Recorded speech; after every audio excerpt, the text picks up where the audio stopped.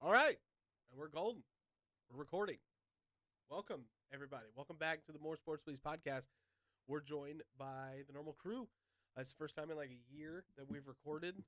Um, we figured now we're gonna try to. We say this every time we come back. Try to make this a weekly thing.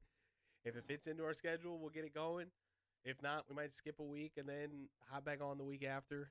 But we're gonna try You to keep this know, thing rolling. at least we got an episode in before the draft this time, That right? is true. That is true.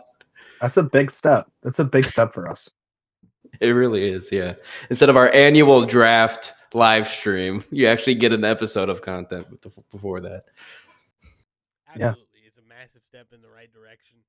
Um, Obviously, yesterday was the Super Bowl, so we're coming off the Super Bowl of a terrible game. It was one sided the entire time. Finally, something broke out in the fourth quarter where touchdowns were scored, but it was already kind of killed by then. hmm Yeah, do we just want to go into talking about that then? Sure, let's do it. All right. Yeah. I mean, you pretty much hit the nail on the head. This was a bad game, to say the least. Honestly, I thought it was less entertaining than Super Bowl 53, even though it was higher scoring, just because at least Super Bowl 53 was close for most of it. This just felt the Seahawks were just had control of this game from the beginning.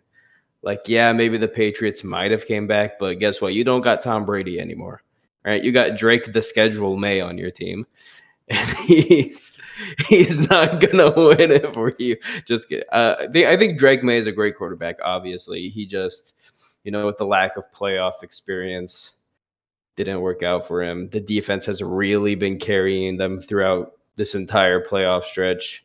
Don't think they let up over 13 points, 17 points, something like that.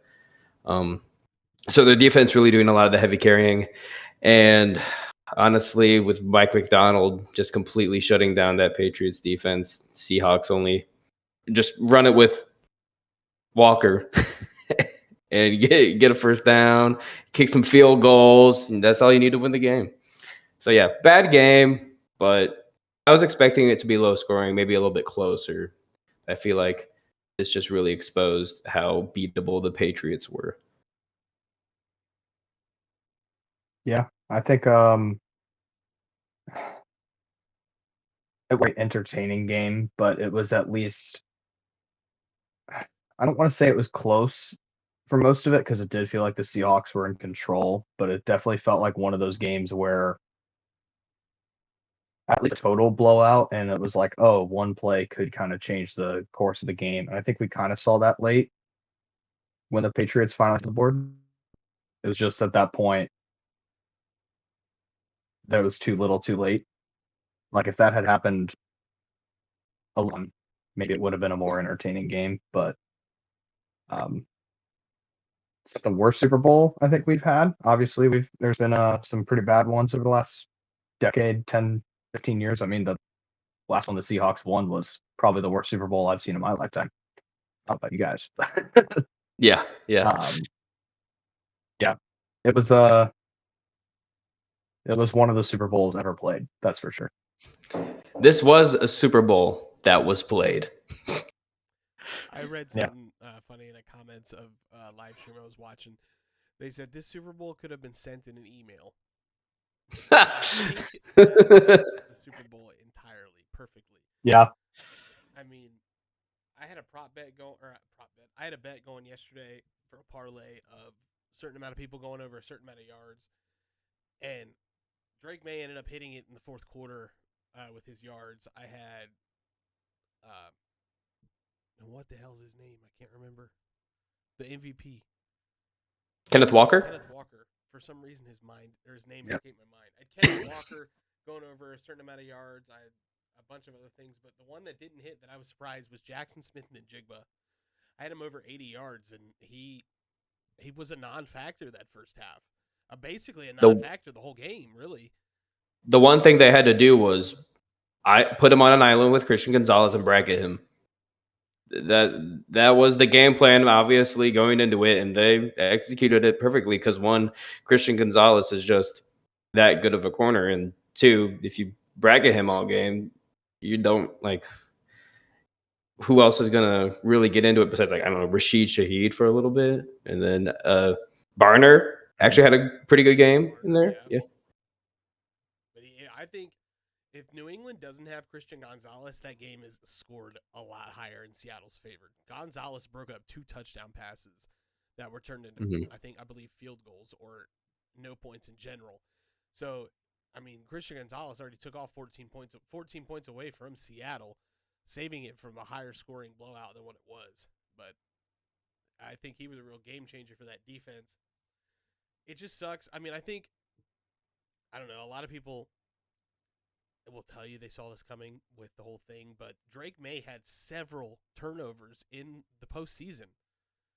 And I felt like it was just a precursor of what was going to happen in the Super Bowl. Did he have several turnovers and like multiple fumbles that he did like against Houston? No, but he did have a fumble.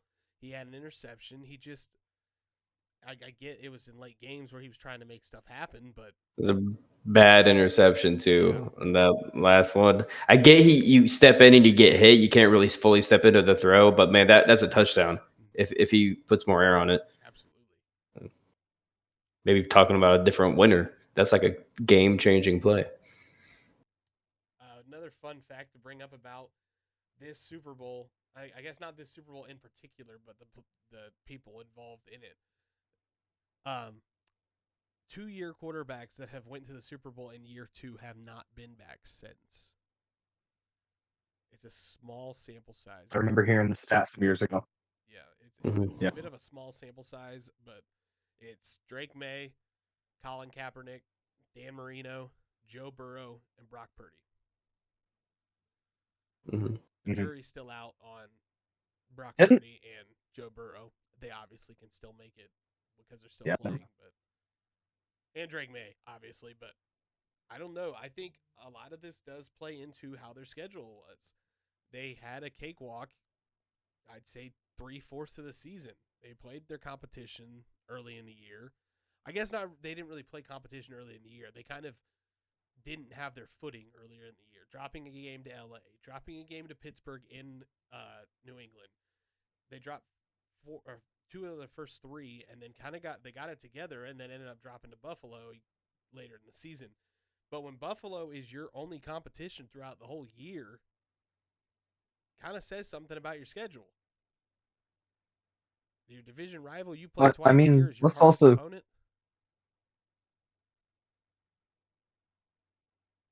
I was going to say, let's also just kind of be honest about this NFL season, especially in the AFC. The entire league felt soft. Like this was a year where it was a very mediocre. I don't want to say non-competitive because it kept everyone close in terms of record, but there were no really elite teams, I think, except at this point you could say the Seahawks. Like even the Broncos were had a really strong record, but I think we all could kind of see that they were pretty fraudulent. And I know that part of that is the Knicks getting hurt there. Like that would have probably been completely different if he was playing in that championship game. But you could have put most other teams in there. And I know that the Patriots obviously were coming off the last place in the division and maybe had a little bit of an easier schedule with it. But I mean, most of the league this year was pretty. I hate to use the word mid, but it was a very mid season in terms of teams across the board. You didn't have any Chiefs. You didn't have any really strong contenders, really. So they were kind of just the survivors. At least that's from the season. The stragglers. Yeah, it definitely felt like the AFC, Yeah. at least the AFC, was wide open when it came to the playoffs. You didn't have one specific team that was like you could pinpoint that wow, they're gonna make the Super Bowl. Like they're gonna go on a run and they're gonna make it. Like there wasn't one team you could pinpoint as a favorite. I think if Bo Nix doesn't get hurt, I think the Super Bowl changes. I think Bo Nix wins that game in Denver against New England. I think he plays way better than Jarrett Stidham did. And then I think he goes to the Super Bowl, and I at least believe that Denver has a fighting chance because Denver's O-line can protect Bo Nix better than New England's O-line could protect Drake May. Yeah, I want to talk about Will Campbell, the MVP of the Super Bowl. Yeah. Turnstile. Dude got And that's it. And talking to one of our buddies, Joseph, who's a Patriots fan, has been complaining about Will Campbell's ability to play all year.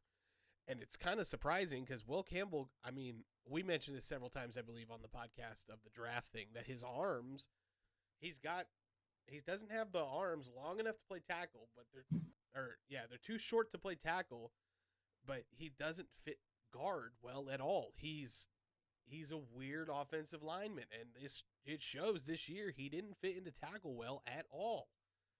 He got ran over, he got blown up. I know he was hurt at some point, but yeah, I was gonna say before he got hurt, he didn't look bad. Like he looked like he had the makings of a starting tackle in the NFL. But then what did he hurt? Like his MCL, something like that? I'm not quite sure. Yeah, I'm gonna fact check that. I'm not quite sure. Let me see. But either way, either. Yeah. I mean, it was still his rookie season. Got some room to develop, obviously, kind of a physical challenge in that area with the arm length. And then you're already dealing with an injury. I'm not making excuses for the guy because he got destroyed on the biggest stage. But, I mean, Mhm. hopefully for his sake can kind of turn it around from there. But, I mean, he didn't lose that game for them alone. It's just, obviously, he played a big factor in Lexi Butt. He had a knee sprain. A knee sprain? Okay, so yeah, that's a pretty substantial injury for a tackle, right? I mean, any player on the field, a knee sprain is gonna hurt. But I'm not completely out on him yet. He's a rookie, He showed flashes at the beginning of the season. Give him some time. We'll see what happens. But not a good. I wouldn't. Sorry, I wouldn't completely be out on him yet either. But I'm out on this Patriots O-line. They have to draft people. They got to bring people in for free agency. You let up 6 sacks to, I get, one of the best D line in the league in Seattle, and then you let up all those sacks against Houston. I get they're two great defenses in their own right, but if you are looking to make another Super Bowl run and protect your franchise quarterback, you got to get some talent in there on that offensive line this year. 100% agreed. Did you see that they actually broke the record, Drake May, for most sacks taken in a postseason? Beat Joe Burrow. On that one. He had beaten Joe Burrow in like the That's what I was going to say. Like the second or third quarter. Yeah. Not a good record you want. No. I mean, obviously, if you're taking that many sacks, it at least means you got far in the playoffs. But it's true, yeah. Hopefully, you're not going down that much on the way there. Yeah. Yeah, at least they made it there. Averaging 4.5 sacks is not fun. It'd be more concerning if he broke that record and got knocked out in the wild card. That'd be a little bit more concerning. Yeah. I'm also that'd be a little problematic. I'm also interested to see what New England does at wide receiver. You had guys like Mac Hollins, 4 receptions for 78 yards and a touchdown. DeMario Douglas. Diggs had 3 receptions for 37 yards. I don't think that wide receiver core is going to do it again. That's a bad wide receiver core. Yeah. I mean, I love Matt Collins. He was a former Eagle. And Diggs is up there. He's kind of washed at this point.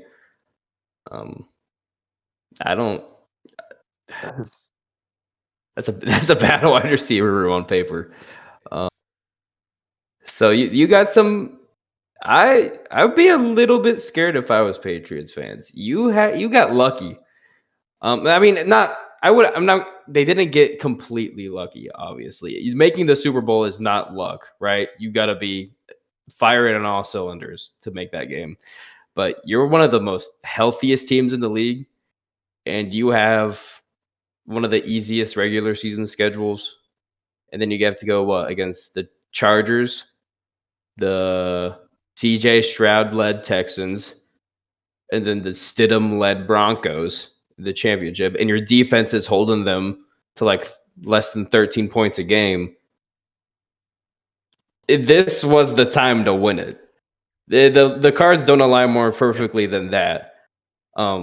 So we'll see where this Patriots team goes. Obviously, Drake Maye is a great quarterback. He just didn't do well in the playoffs. I still believe he's going to be good going forward and develop more. But this is going to be a hard roster to build.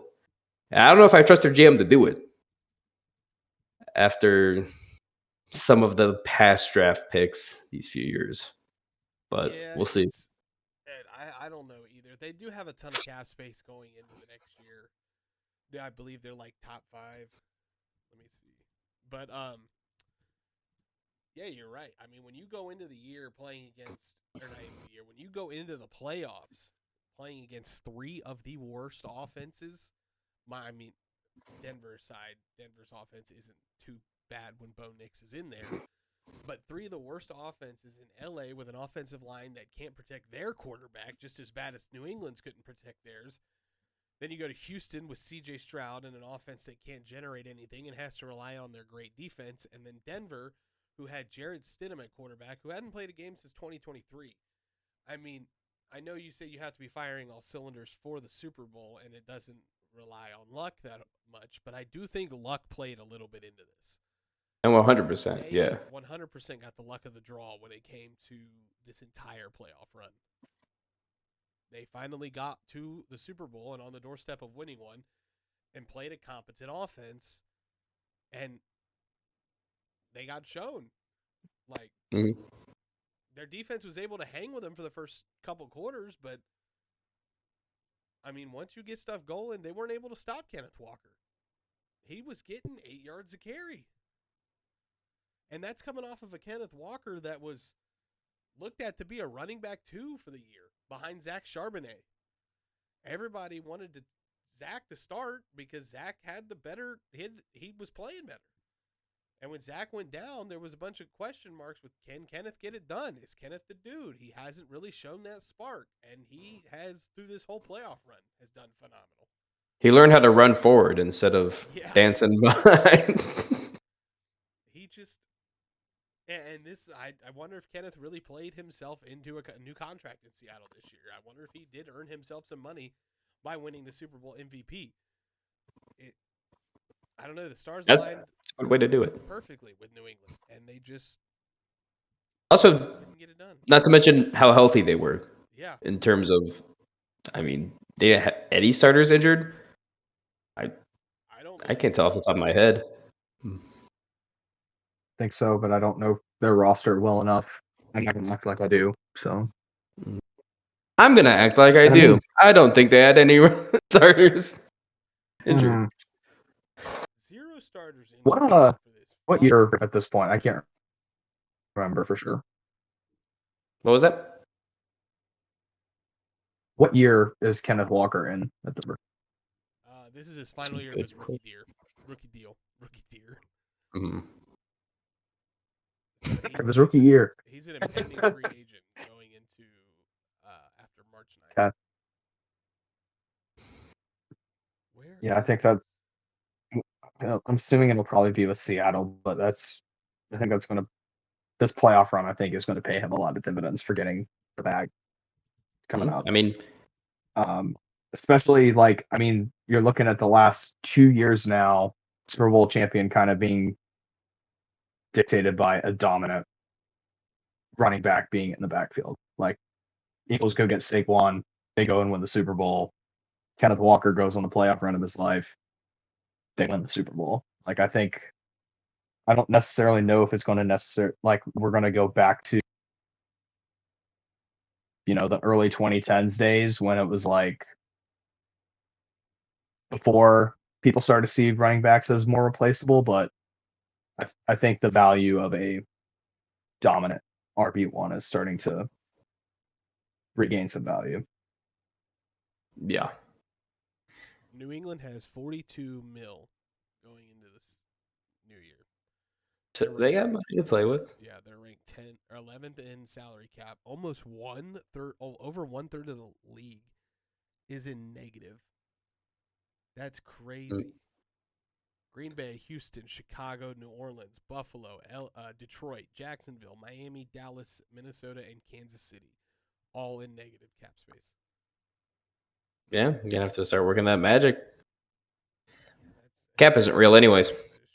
Tennessee goes into the year with the most, Correct. 104 mil. Cincinnati sits at 54. Just below them is Pittsburgh in 44. Philly goes in with 20. Seattle, the Super Bowl reigning champions, go in with 73 million. That is crazy. But Load it up. We can spin off and go to Seattle now, talk about their roster and everything. How it just, they didn't feel like the team coming into the year. Nobody was like, yeah, Sam Darnold is going to turn that Seattle Seahawks roster around and do opposite of what Geno Smith did. No, people were expecting the same thing. You bring Sam Darnold in to replace Geno Smith. I don't know if everybody was kind of saying Sam Darnold's a one-year wonder. Like, nobody thought that he could play just as good, if not better, in a system that wasn't based off of Kevin O'Connell. And he did. Mm-hmm. I don't know what has changed in his mindset or his ability to play, but he's completely turned his career around, and now he's a Super Bowl champion. I think he got away from the Jets and got further and further away from the Jets. Adam Gase completely ruined that man. Yeah, so you're not wrong. And I do want to congratulate him for not only returning his career around, but correct me if I'm wrong, that makes him the first 2018 class to win a Super Bowl, isn't he? Yep. Crazy. Who would have thought? 2 MVPs Good for him. And Josh Allen and Lamar before Baker Mayfield and before the greatest quarterback ever selected in the 2018 draft, Josh Rosen. I knew that's what you were going to say. He was going to make 11 mistakes in front of me. Yeah, 11 mistakes in front of me. I remember I had Josh Rosen as my favorite quarterback in that class. Oh, why?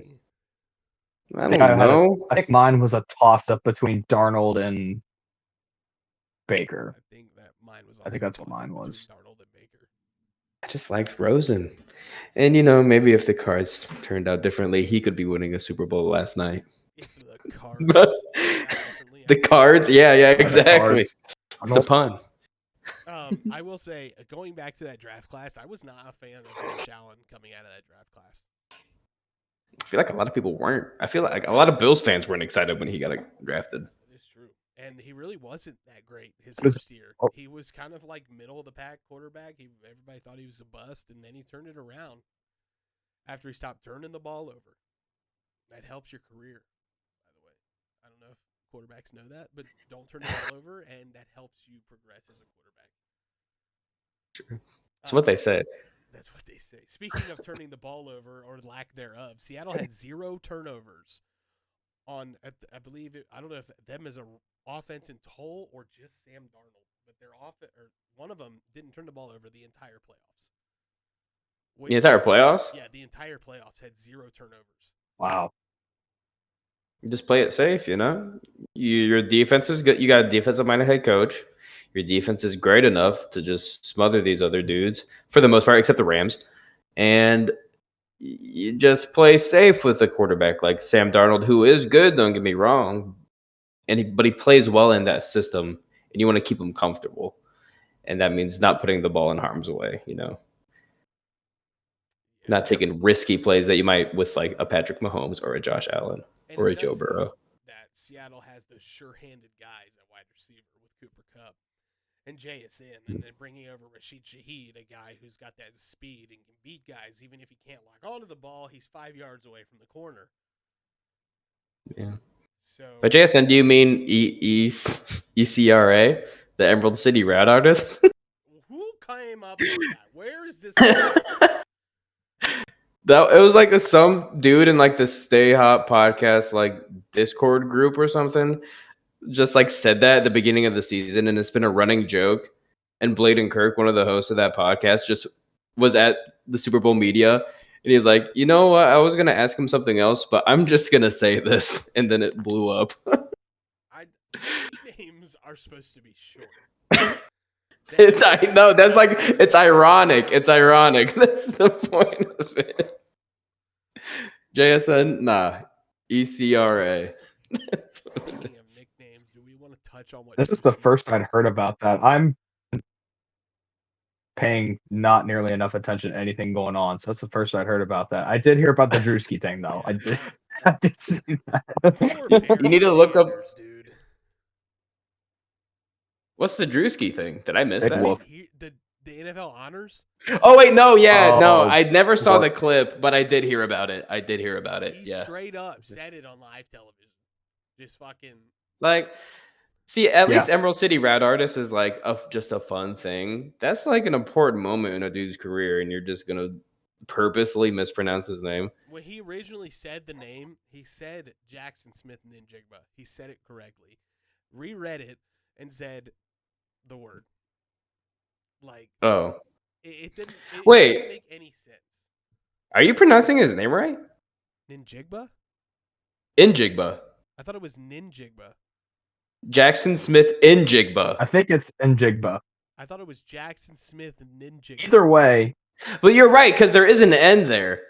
But I swear I never hear it pronounced. I just hear it as Njigba. Yeah. But you guys are saying it Ninjigba. Yeah. But either way, he said it correct or almost correct. Then completely off the rails. We said it wrong. I've heard Emerald City Route Artist. Emerald City Route.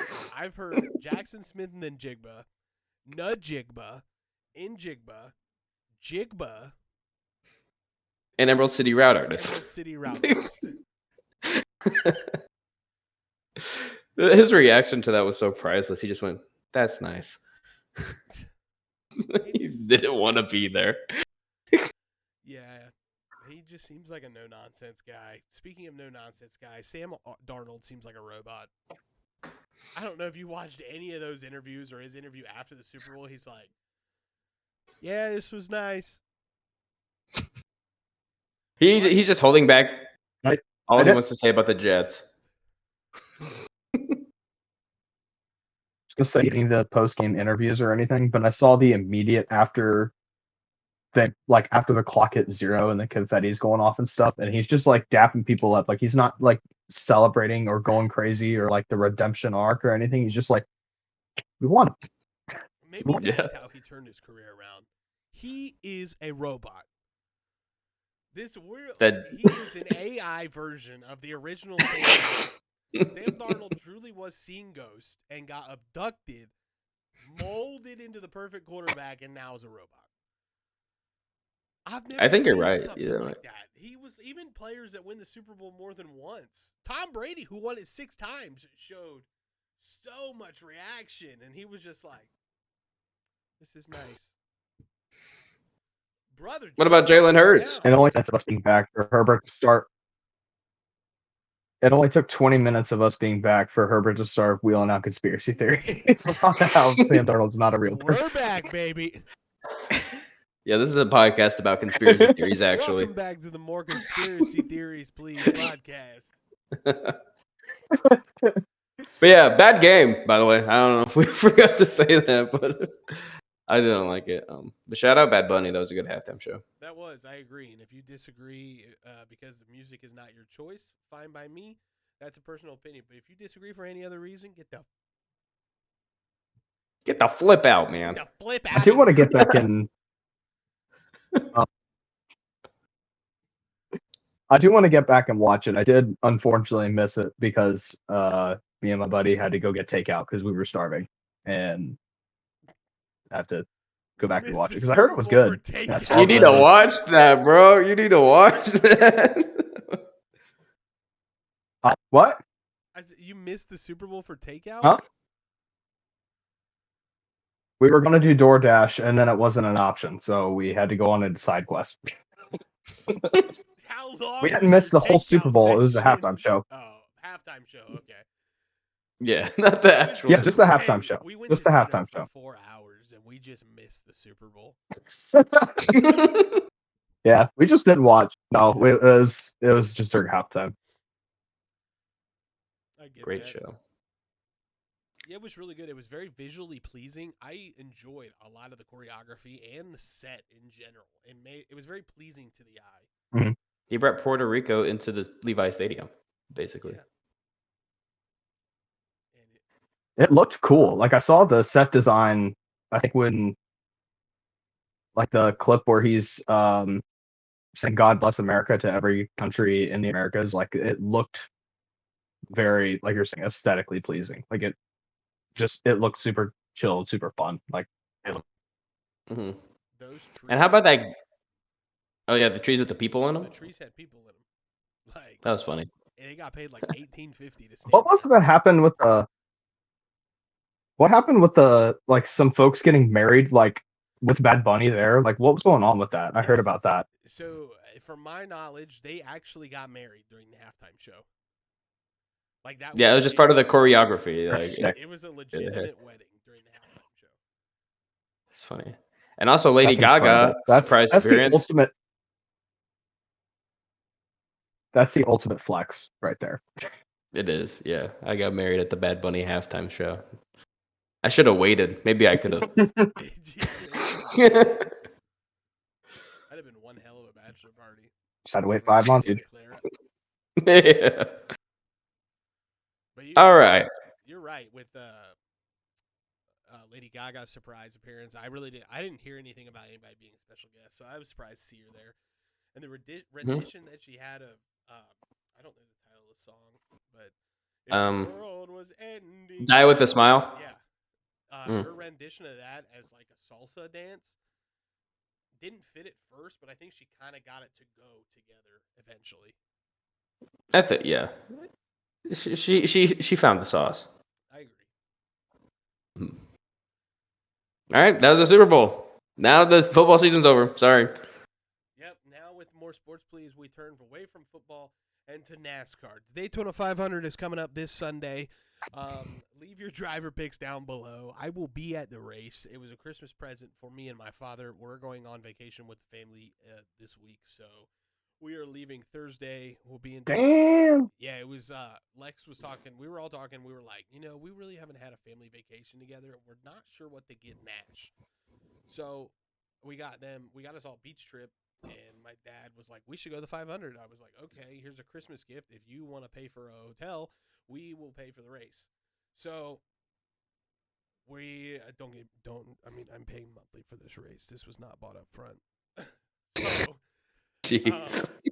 we are going to the race on Sunday. We're staying with my grandparents on Thursday, and then Friday, Saturday, we're kind of hanging out in like the Orlando area. We'll find something to do, but yeah. So back to the Daytona 500. If anybody on this anybody in that watches this podcast, leave a driver down below who you think's gonna win the Daytona 500. I got my boy Ryan Blaney, as you can see with the diecast behind me.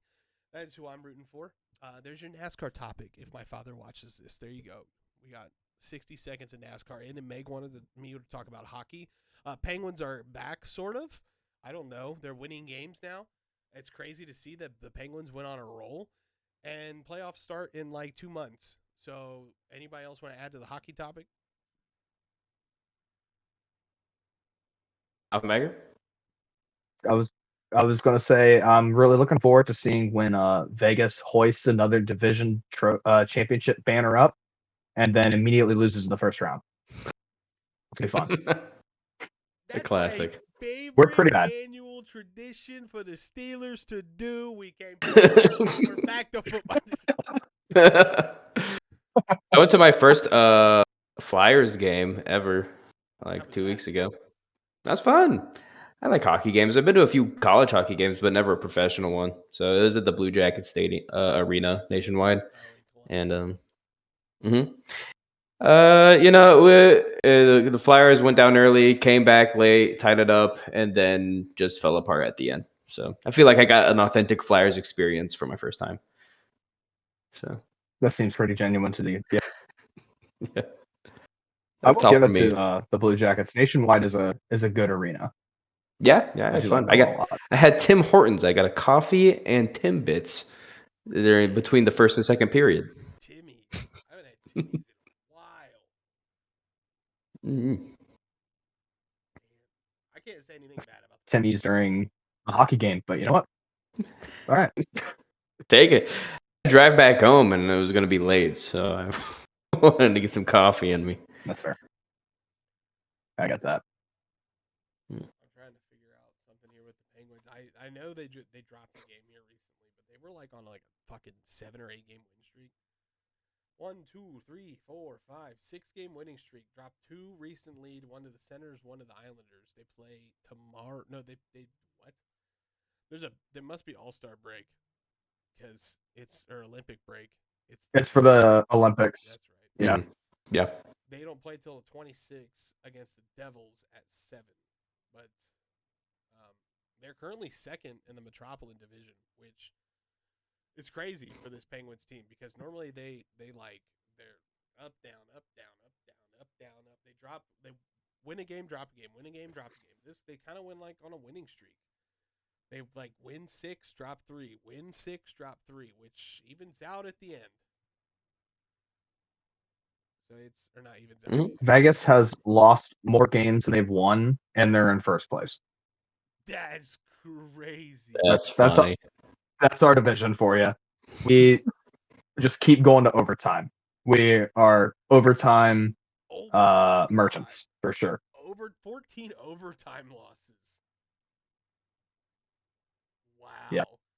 You guys in the Kings are tied It's with pretty 14 overtime losses on the year.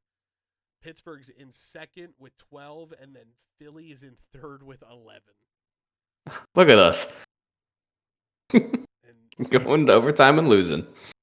I mean, overtime losses are better than losses in general. True. But do you know what's better than an overtime loss? An Yeah. overtime win. That is true. Yeah. We just go to overtime a lot. Mm-hmm. Wins and losses. Both our teams off of Bagger almost have more overtime losses than normal losses. You guys have 14 overtime losses to 16 losses in general, and we have 12 overtime losses to 15 losses. And Gavin's yours. We did have a long stretch of the season where I think we did have a good chunk more overtime losses than regular losses. Have really sputtered recently. So kind of came undone a bit. Hey, whatever it does, keep your. Speaking of ice sports, though, the U.S. mixed doubles team going for gold tomorrow in curling. 12:05. Be there, be square. 12:05 p.m. Like lunchtime. Yes. Lunchtime. There you go. Yes. Lunchtime. Turn on the Peacock. I unfortunately am gonna be square on that because I'll probably record an episode of More Steelers Please podcast and talk about whatever the Steelers are doing.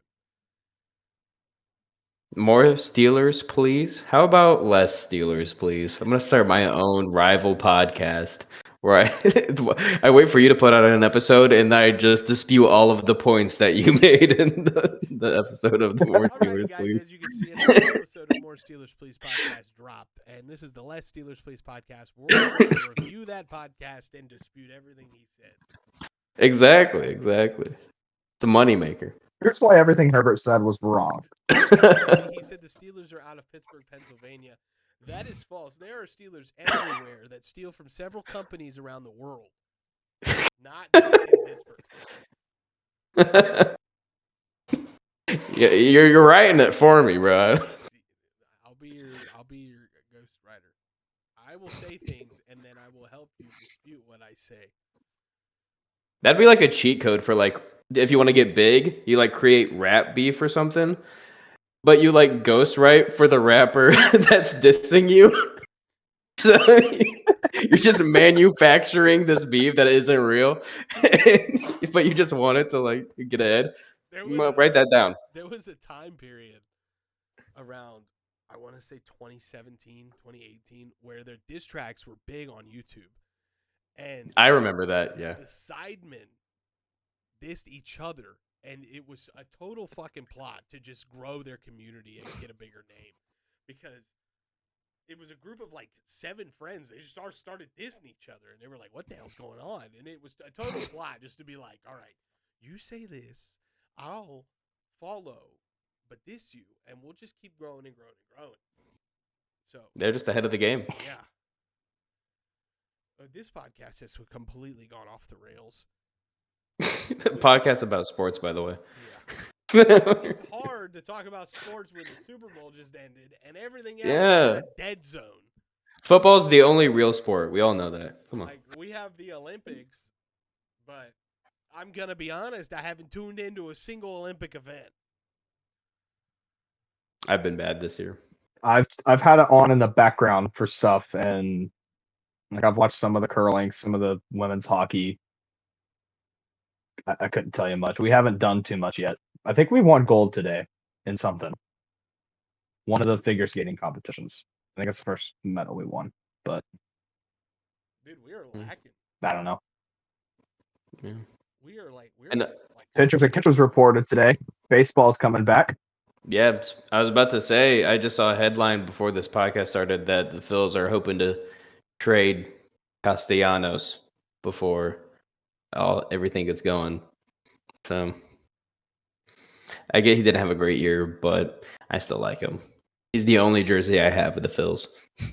So. We're going to have to really take baseball not for granted these next couple years, because there ain't going to be any with the next lockout. Oh yeah. Like when the next CBA comes out, enjoy this season for sure. Yeah, it's gonna be. There's gonna be a massive lockout, because it's one thing that's always turned me off from baseball is that there is no salary cap, and the teams that have the biggest markets get whoever they want. It's the stupidest thing in the world. Yeah, and to be in 2026 and still have that as a rule with no salary cap, I truly don't understand. I get it's not even just to have a salary cap. It's just to have the word salary cap there, because the salary cap is a myth. But to have it in place would change the sport drastically. Mm-hmm. Spring training. I think the problem though is you got players making crazy money, and they're not going to want to agree to a salary cap because they're getting paid ridiculous amounts. I mean, Kyle Tucker just got $64 million, and everyone's like, why is he getting this? Explain the Kyle Tucker contract. Because the Dodgers are going to Dodger. Yeah. What? I said, explain the Kyle Tucker contract in NFL terms. Like, who is he compared to a football player? Because to me, Kyle Tucker doesn't sound like he's just like Patrick Mahomes, Jalen Hurts. Like, he sounds like he's a.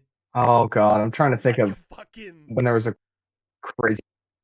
Who is a who's a player that is good but not like star material? It reminds me of like that one hot minute when like Kirk Cousins was like the highest paid quarterback in football, like one of those sorts of deals. Now, obviously, he's not the highest paid one because Shohei Ohtani's making $700 million. But yeah, but to me, that's the sort of vibe I get from it. Like, to me, the Ohtani contract is normal because like he's like the Jamar Chase, Justin Jefferson. Jamar Jefferson. Not Jamar Jefferson. The Jamar Chase, Justin Jefferson. You know, he is the top of the top. He's the cream of the crop. He should be making his money. But like Kyle Tucker, like you said, he like a fucking Kirk Cousins. Kirk Cousins, yeah. I almost said Sam Darnold. When you have the money, when you have no salary cap, you just have unlimited money to play with. So, yeah. But that's the thing. I think there's so many owners who and like just like folks out there that are like, we can't have. It's not fair when this is all happening, but then other folks are going to say, well, you have to also spend. There has to be a salary floor. I think that's kind of the tough part, is getting everyone on the same page of like, we need a salary cap and we need a salary floor so that you have X number of dollars. But you can't exceed this many dollars and stuff. But I think it would change the sport for the better. I think it would get more eyes on it. People would be more intrigued to tune in if they didn't see the fucking Dodgers in the World Series every year.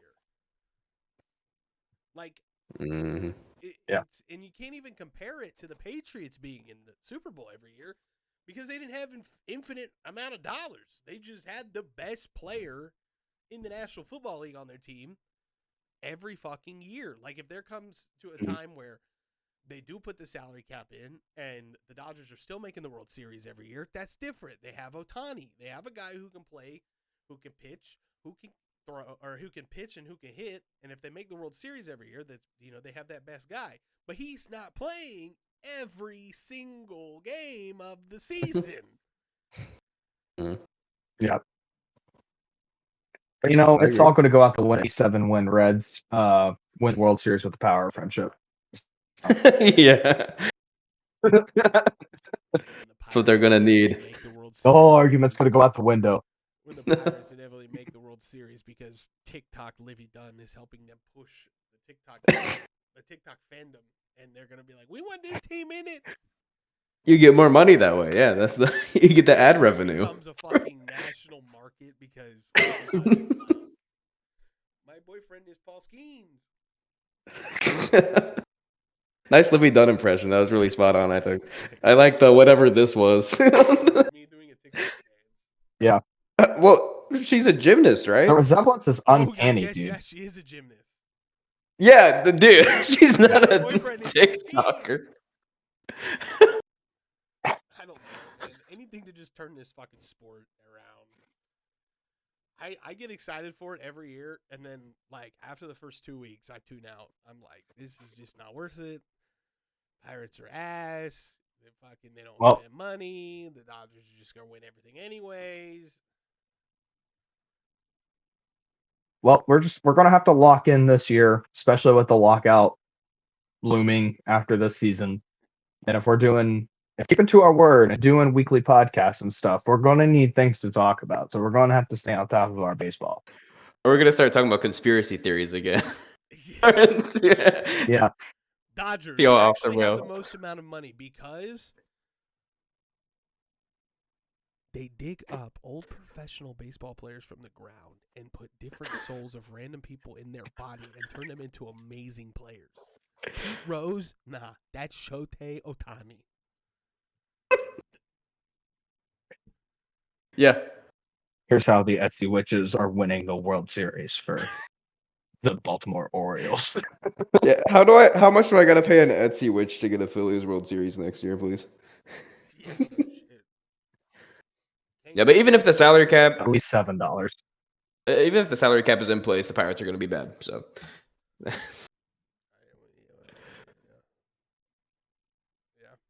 can't. I mean, They at least should be better than the Cardinals. We technically should compete for the division, so the Pirates will be. Hello. What happened? Okay, we're back. My Discord froze for after I made the Pirates joke. It was just frozen. I thought I really hurt. The witches are after you.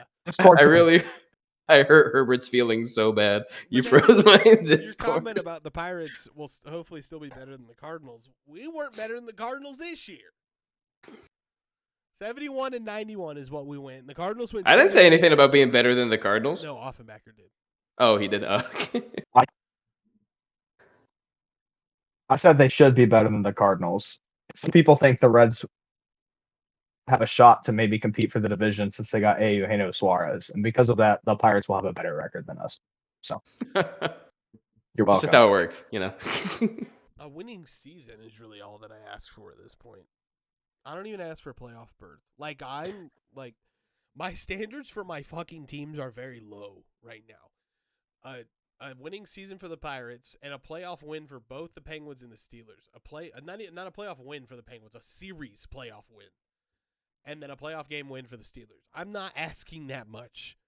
And if we don't get a playoff win for the Steelers, I understand. Tank for the Steelers. Tank and get a top 5 to 10 pick in the upcoming draft where the quarterbacks are going to be fucking crazy because they've all pushed back on not wanting to come out in these past 2 drafts because they're getting too much money in NIL. But that's a whole nother can of worms that I will open up at a later date. Too bad. All you get is Ty Simpson at 21. Sorry. No! I don't make the rules. Trade TJ Watt to the fucking Raiders and then draft Fernando Mendoza. Call it a day. Call it a fucking day. Listen, Yeah, man, if we can't get an amazing Hey man, I quarterback get it like though. McCarthy- Go ahead. I've still never seen a Reds playoff series win in my lifetime, so I understand the feeling of low standards. So it's okay. And then you have fucking Gavin over Okay. here, whose team goes to the fucking finals every other year. Hey man, I'm not. I would say I'm sorry, Not the Sixers. but I'm not sorry. Yeah, the Sixers and the Flyers keep me in check. They keep it balanced. You got the Phils and the Eagles right now, and then you got the Sixers and the Flyers. So. Speaking of the 76ers, did you guys see them trading Jared McCann? Like, to me, that came out of left field. I saw they did. I didn't see that coming. That's for sure. Yeah, Now I'm only paying half attention now. I'll be honest. I've been kind of tuned out, and I'm getting back into basketball a little bit. Me too. But it's one of those Sixers going to Sixers sort of deal. All roads lead to a first-round playoff exit. Yes. I think that the whole thinking behind that is that they just liked VJ Edgecombe more, and they wanted to build around him more after seeing him play for a while. So I think I like this move for Jared McCain. I think he can do more in OKC than he could in Philly. But I love Jared McCain just as like a player and a personality, so I'm gonna miss him. But I see the reasoning why. This adds even more ammo to that Thunder roster. Like, if Mhm. there's a And, chance like, that they go back yeah. to back, it is now. Yeah. Anyone but the Thunder, man. I don't have a problem with the Thunder being this good. Like, Well, it's just the problem that they're this I good. saw- I don't want to add fuel to the fire. Make it easier for them. Hey, at least they're in the West. We don't have to worry about them until we get to the finals. And if we make the finals, we make the finals. That's fine. It's the finals. there's not We really lose to a like Jared McCain buzzer beater. there's not really like an NBA team that I like truly hate. I guess like NFL. Celtics. Sure, there could be. I guess that would be the I- farthest one on the list. Like, I don't really care for the Celtics. I don't really care for the Knicks, but Based. This is all good. That's like I don't know. There's not really like I guess if there was a team I hated, it'd be the Clippers. I do not like the Clippers, but they're also in the Warriors division. Speaking of Warriors trades, sending Buddy Hield and Jonathan Kuminga for a guy that can't ever stay healthy and play, and Kingus Pingus. I don't know if you I saw love that. You that. guys remember that video? Genghis Pangus. Who the fuck is Kingus Pingus? I don't even know Latavia. I posted that clip when it came out that the Warriors made that trade for Kristaps Porzingis. And I was like, at first I kind of sat there and I was like, this could be good. And then I thought about it more. And you take a young Jonathan Kuminga, who granted didn't want to be there, Buddy Hield, who has been very serviceable, and trade him for a guy who can't fucking stay healthy and he doesn't play. You're trading a guy who doesn't play because he doesn't want to be there and a guy who doesn't play because he's hurt and swapping them. And the fucking Wizards the Hawks get the better part of the deal because now Kuminga is in Atlanta where he's going to want to play, and then he's going to play his best ball. All because the Warriors wanted Tingus Pingus. I forgot that Kristaps Porzingis was a real guy. I was like, who the hell is Kingus That's the clip. Who the hell is Tingus Pingus? That clip lives rent-free in my mind. I will never forget that fucking clip when they drafted him and that Nick Smith said that. Or not Nick, yeah. I didn't know that clip existed until like this past year. Like I have never seen it until fairly recently. It's so good. I don't even know Latavia. Latavia. All right. What? What? Well, no, you go ahead. You had something else you want to say Other about big the NBA? trades were The Wizards land Anthony Davis, who is out for the rest of the year. In a trade with Dallas, and a 3-team trade with Dallas and Charlotte. Charlotte got Malachi Branham. Sorry, via the Wizards. Dallas got Chris Middleton, AJ Johnson, Tyus Jones, Marvin Bagley Jr., 2026 first-round pick, 2030 first-round pick, and 3 future second-round picks, while Washington got Anthony Davis, Jaden Hardy, D'Angelo Russell, and Dante Exuma. So, I don't know. The biggest trade, like, that was rumored to happen was Giannis was going to be traded out of Milwaukee. Hmm. And like always, that didn't happen. And this is like the 3rd year we've been going on rumors of him being traded. I don't think it's ever going to happen. I know there was a rumor. Oh, and Chris Paul got traded. Chris Paul's in Toronto now. And Lonzo is in Utah, but Utah is expected to waive Lonzo. But if you say Chris Paul got traded, that could be most seasons, to be fair. This guy is really doing his best Josh Johnson impression on the tail end of his career and playing for literally every team in the NBA. And the other big one was James Harden for Darius Garland and a future second-round pick. I get the trade from a standpoint of the rumor I heard that what's the star? Donovan Mitchell didn't like playing with Garland. But this just makes your roster even more old, and I don't think you're winning anything with James Harden. No. He's a shell. I know from experience, you're not winning anything with James Harden. Yeah. He's just making his rounds around the league, I think, just like Chris Paul is. His farewell tour. Yeah. But this basketball season, I think for the Warriors, just shot. Jimmy Butler just undergone surgery to repair a torn ACL, so he's out for the rest of the year. You just traded your shooting guard and Buddy Hield to now hope that Pods can play the rest of the season and actually have meaningful playing time on the court. You don't have Kuminga anymore, so you don't have a tall power forward center type. You have Draymond Green, who was also being shipped around in trade talks. And then you have Steph Curry, who is getting up there in age. But he's still producing numbers, but eventually he's going to have a drop-off. Yeah.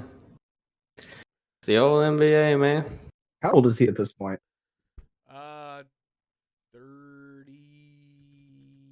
Let me see. Holy moly. 30? 37. 36? 37? Bro's a dinosaur. He'll be 38 next month. Happy birthday. Up with my fucking teams having dinosaurs on their team. Aaron Rodgers is 43. Fuck me. How old is Sid? Sidney Crosby. A billion. He's up there too. Sidney Crosby is younger than Aaron Rodgers. Nah, bro. Sidney Crosby could be a fossil fuel. What are you talking about? Sidney Crosby's 38. 38? Really? Yeah, Jeez, 38. I thought he was a lot older than that. Well, I was going to say, then again, didn't he like not even go to college? Like he was able to go like at the age of 18 or something. So. Oh, okay. Yeah, I get that. Because Malkin is going to be the probably higher age on this team. Yeah, Malkin's 39. And then what's my other team? The Pirates. I don't know. What's my other team? Pirates. I don't know if they have an old roster. They just have a fucking team that can't get it together. No, when I Google Pirate ages, that's not what I expected. Pittsburgh. Yarhar. That's in the golden age of Pirates. I don't care how old the team. No, tell us. That's more interesting than the actual Pirates. The golden age of piracy spanning came from the 1650s to the 1730s, was marked by notorious pirates and significant maritime. Yeah, that one. Okay, Robbery. stop her. No, I'm cutting you off. In the Caribbean and the Mardi Indian Gras. Ocean. Their active roster. Here we go. So, that's the number. I was like 67. That's the truth. Anywhere. 99, 2002. Oh no, don't do it. Mitch Keller was born in 96. Justin Lawrence in 94. So I'm not seeing an 18 on here like there is with every other team I root for. So the Pirates roster. Is Andrew McCutcheon still there? Yes. Let's see how old. All right, I'm looking forward to the Furries tweet this year. Hey, wait a minute. McCutcheon isn't on the active roster. So he must have been a free agent going into this year and hasn't been re-signed. Andrew McCutcheon is, if I read that correctly, said 39 years old. Yeah, so there we go. There's an old motherfucker that was on my team. 2009, brother. This motherfucker's been playing since the recession. Well, at least he got the bag, you know. Bless you. I coughed. I had to mute the mic. I didn't hear it, but I didn't hear it. No, I just saw coming it. off of a little bit You're of good. head cold here recently.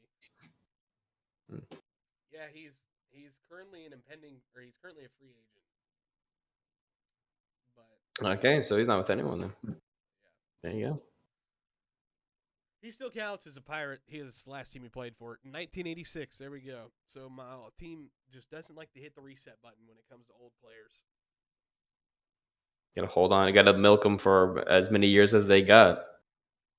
Rodgers ain't got no more left, dude. If you bring back Rodgers, you take a step in the wrong direction. Yeah. What else are they going to do with Mike McCarthy? Not have Aaron Rodgers there with Mike McCarthy? Yeah, like why did you get Mike McCarthy? Bring back Malik Willis. Or bring That in Malik Willis. would be a good move. That would be a good thing for them to do. But that's you don't just bring in Mike McCarthy because the ties with Aaron Rodgers. You bring him in for 5 years because he's from Pittsburgh. He has the heart to run the organization, and he's a quarterback first head coach. He knows how to develop QBs. He completely transitioned Aaron Rodgers' throwing style before when he came into Green Bay. That's really the most notable. Obviously, he coached Brett Favre. He coached one thing that people like to say is he coached Joe Montana when he was in Kansas City.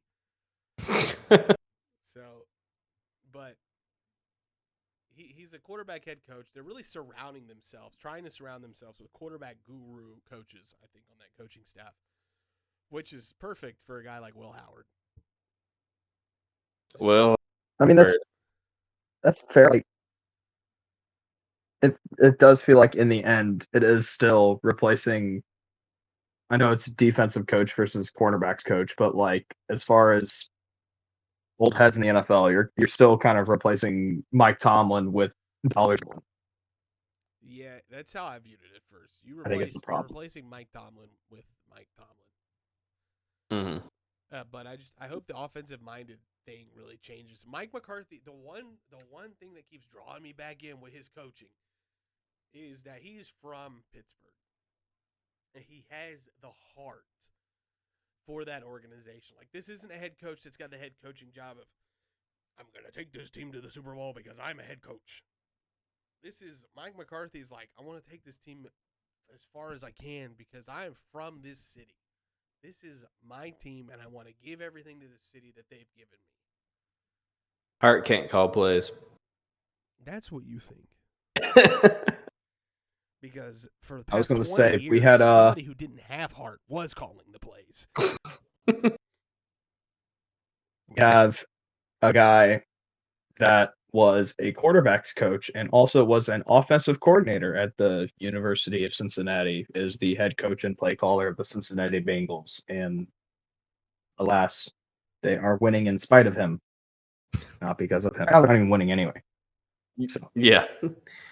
it's just you're going as far as Joe Burrow's taking you. Mm-hmm. And with that offensive line, probably not far. You'd have told me at the beginning of the year. I mean, at least at this point, the offensive line feels like semi-serviceable. Like, that's kind of where I'm at with it. If they can get the offensive line to just being average, and they have to work on defense this offseason, if they can do the similar work they did in the 2021 offseason, where you just need to get the defense back to being average. Like, just don't be terrible. Yeah, and you'll be okay. the Like the bar this is in past hell. year, we set the record for the most yards allowed against tight ends in a season. The game to spare. Like that's not good. Damn. There might be a linebacker problem there. Well, I mean, we just traded away Logan Wilson, and we don't really have any other linebackers, so Yeah, that's that's a start. We rough. also are going to lose Trey Hendrickson. We don't have a great secondary. We need a defense. Things are bleak in Cincinnati. In other news, the ocean is full of water. Yeah. If you'd have told me at the beginning of the year that Zach Taylor was the only head coach in the AFC North that was going to keep his job, I'd have looked at you straight in the face and said, "Shut the hell up. You're wrong." He's never getting fired. He's got dirt. Listen, another conspiracy theory. He's got dirt on Paul Brown. I've said it before. You saw how long that Marvin Lewis kept his job at Cincinnati, and he never won a playoff game. Taylor went to the Super Bowl. He's basically got a lifetime contract. Yeah, he really isn't going to go anywhere. Funny. Well, I think that's. Well, Does anybody else have anything to add? let's say, look at that. We talked about the NFL, NHL, MLB, and the NBA. We usually only talk about the NFL. And we hit NASCAR. We hit the 5 Yeah. major sports. And the NASCAR and the Winter Olympics a little bit. We hit 6 sports. We are now tied with the most Super Bowl rings in the NFL. Yes. Motocross 7. Now we have 7. Motocross. Just start naming sports into the microphone. Cricket. Yeah. Badminton, pickleball, esports. Yeah, There we go. Now we're in double digits. But I think that's where we're going to end it here. Perfect. We'll see you guys next week for another episode. Like we said, we are going to try to make this a weekly thing. If it doesn't become a weekly thing, we'll make one the next week. We are going to try to do better at getting episodes out. There will be a draft live stream this year. That's the one constant. The draft this year, even though it's in Pittsburgh, we had planned on attending, but I will not be there. It is like $10,000 for a fucking hotel, and I don't have that kind of money. That's ridiculous. That's insane. It's like a 1,000. Like the cheapest hotel is like $1,000, and I don't want to do that. I don't have the funds to do that, so we're not going. Nope. But like I said, there will be a live stream for the draft. But we will see you guys in the next video or in the next episode of this podcast, of the More Sports Leagues podcast, hopefully within a week, if not in 2 weeks. But we'll see you guys next time. See ya.